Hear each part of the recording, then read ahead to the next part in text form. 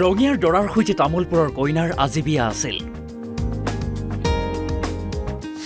দুয়োখন ঘৰত ধুমধামেৰে চলি আছিল বিয়া, কিন্তু দৰাই নিবলৈ নাপালে কইনা। ঘটিল আন এক ঘটনা। এই বিয়াখনলৈ চাওক, জাক জমকতাৰে সজাইছে ৰভা, বাজিছে ডিজে, আলহী অতিথিৰে ভৰি পৰিছে ৰভাতলি। ৰান্ধনীশালত চলি আছে ৰন্ধা বঢ়াৰ কাম। মাংস ৰন্ধা হৈছে, কেৱল খাবলৈহে বাকী। সিমানলৈকে সকলো ঠিকেই আছিল। বিয়াৰ আনন্দত সকলো মজগুল।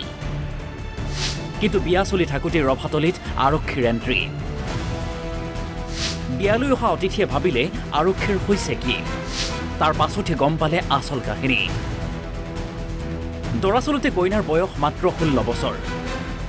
কইনাঘৰে নতুনকৈ জন্মৰ প্ৰমাণপত্ৰ বনোৱাই বয়স বঢ়াই আনিছিল, আৰু সেয়াই হ'ল কাল। বাল্য বিবাহৰ খবৰ পাই বিয়াঘৰত উপস্থিত হ'ল NGO, আহিল চাইল্ডলাইন, লগতে লৈ আহিল আৰক্ষী। অৱশেষত বিয়াখন নহ'ল। বিয়াৰ আনন্দত সকলোৰে চেঁচা পানী পৰিল, খালী হৈ গ'ল ৰভাতলি। ৰন্ধা মাংস তেনেকৈয়ে থাকিল। চাইল্ডলাইনে ৰভাতলিৰ পৰা লৈ গ'ল কইনাক। আৰক্ষী দেখি পলাল কইনাৰ পিতৃ। জন্মৰ প্ৰমাণপত্ৰ জালিয়াতিৰ সন্দৰ্ভত আৰক্ষীয়ে ইতিমধ্যে আটক কৰিছে এজন লোকক।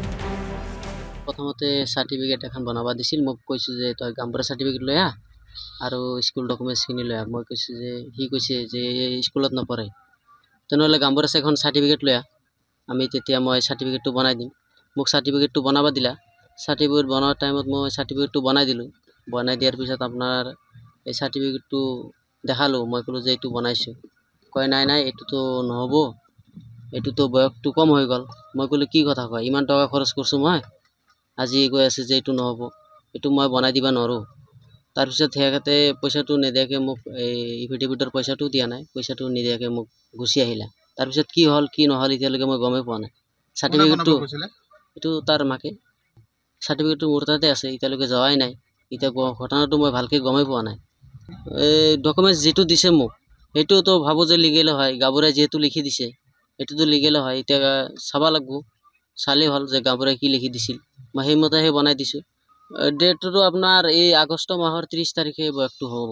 আটক নহয়, খুদবা আনছি যে তুমি মোক খুদবা কাৰণে আহিছে যে কি হৈছে কি হোৱা নাই, তুমি অনলাইন কৰিছিলা নেকি? ইয়াতে কৈ আছে যে বেলেগ দেখাই আছে। মই ক'লোঁ নাই ছাৰ, এইটোতো দেখুওৱা নাই, মইতো লিখি দিয়া নহয়। মোৰ তাত আছে চাৰ্টিফিকেটটো, আৰু কি ডকুমেণ্টছ দি ডাইৰেক্টটো বনাব নোৱাৰে আজিকালি যি নিয়ম। Assam centre for rural development ACRD, তো আমি আপোনাৰ চাইল্ড ৰাইটছৰ ওপৰত কাম কৰি আছোঁ। এইটো আপোনাৰ লাষ্ট 1 ইয়াৰৰ পৰা আমি child marriage, child sexual abuse আৰু চাইল্ড লেবাৰৰ ওপৰত কাম কৰি আছোঁ। তো আমি যিটো ছাৰ্ভে কৰোঁতে গম পালোঁ যে ৰিচেণ্টলি ইয়াত এটা বিয়া হৈ আছে। তো আমি বিয়া চিঠিখন কালেক্ট কৰিলোঁ। ছোৱালীজনী 16 বছৰমান হ'ব। তো 16 বছৰীয়া ছোৱালীজনী, তো আমি তাৰপাছত স্কুলত গ'লোঁ। স্কুলৰ পৰা তেখেতৰ বাৰ্থ চাৰ্টিফিকেট কালেক্ট কৰিলোঁ। তাৰপাছত গম পালোঁ যে তাই 2008ত জন্ম হয়। তাৰপাছত তাৰ ল'ৰাজনৰ ঘৰ ৰঙিয়াত হয়। সি মানে আপ টু এজ হয়, মানে প্ৰপাৰ এজত হয় ল'ৰাজন। আৰু ছোৱালীজনী 16 বছৰ হয়, যিহেতু তাই চাইল্ড মেৰেজ হয়। আৰু বাকী পেৰেণ্টছে আজিৰ ডেটত বিয়াখন ঠিক কৰিছে। তো আমি সেইটো গম পাই মই DC ছাৰৰো ফোন লগালোঁ। তো DC ছাৰে, SP ছাৰ আৰু OC ছাৰ গোটেইখিনি লগ হৈ কিনে আমি ACRD ফালৰ পৰা ইয়াত আহিলোঁ। আহি আমি গম পালোঁ যে ছোৱালীজনী মানে সিহঁতে প্ৰথম মানা কৰিছিলে যে চাইল্ড মেৰেজ নহয়, যে তাই 18 ইয়াৰ্ছ হৈছে। তো এখন বাৰ্থ চাৰ্টিফিকেট দেখাইছিলে আমাক।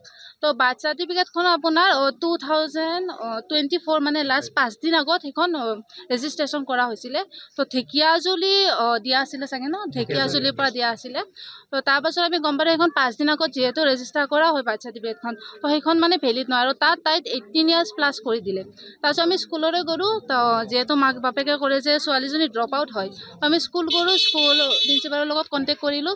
তো তেতিয়া গম পালোঁ যে ছোৱালীজনী অলৰেডি ক্লাছ 10ত পঢ়ি আছিলে। তো তাই বিয়া হোৱাৰ কাৰণে তাই বৰ্তমান স্কুল যোৱা নাই। আৰু তাই 16 বছৰে হয়। আমি গোটেই আধাৰ কাৰ্ডখিনি পাৰোঁ, যিখিনি পেৰেণ্টছে মানা কৰিছিলে যে সিহঁতে দিবলৈ আমাক। তো আমি গোটেই আধাৰ কাৰ্ড, লগতে তাইৰ বাৰ্থ চাৰ্টিফিকেট হওক, যিখিনি স্কুলৰ ৰেজিষ্টাৰ, গোটেইখিনি আমি OC ছাৰৰ লগত গৈ কিনে লৈ আহিলোঁ। আৰু এনেকৈ নাবালিকাক বিয়া দিবলৈ চেষ্টা কৰি বিপদত পৰিল কইনাৰ পিতৃ মাতৃ। গুৰেশ্বৰৰ পৰা দীপাংকৰ দাস আৰু ভেৰগাঁৱৰ পৰা পল্লৱ দাস, NB নিউজ।